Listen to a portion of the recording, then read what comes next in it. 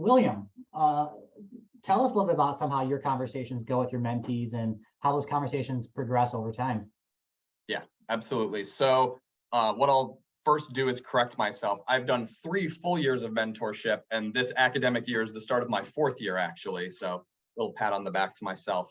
But in those 3 years, I've really evolved the ways I go about communicating with my mentees. Even for me, being someone who's relatively out of school and very good with technology, I started off most of my relationships with my mentees via a really lengthy email. I thought it best to just get all my information out there and ask a couple questions to them. And I found that my response rate was rather small. So I shifted my approach to be more direct in texting. And I found that's what the students actually prefer. So in terms of mediums used, it's typically texting. I encourage my first session with my mentee to be over FaceTime or Zoom, just so that they can put a friendly face to my name.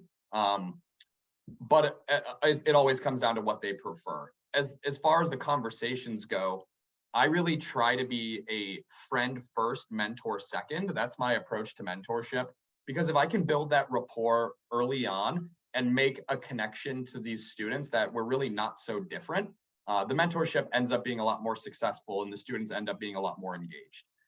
Really, thanks to this friend first, mentor second approach, I've had students tell me everything about their lives, from family and friends to on-campus work and extracurriculars, Greek life, current events, sports, hobbies.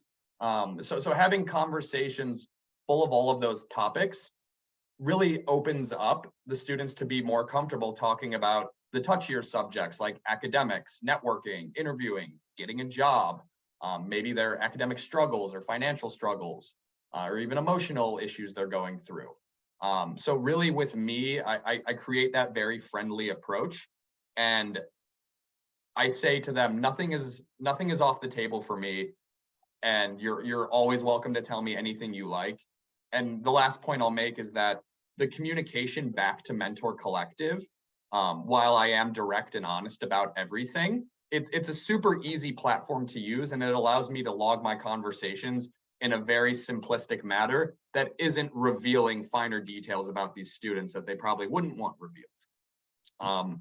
And so even in my 3 to 4 years now mentoring, Mentor Collective has improved their platform for responding about the conversations, whereas it used to be a little bit lengthier of a survey, let's call it. It's now very quick and takes me about 2-3 minutes to complete after each call, which helps with my engagement too, honestly.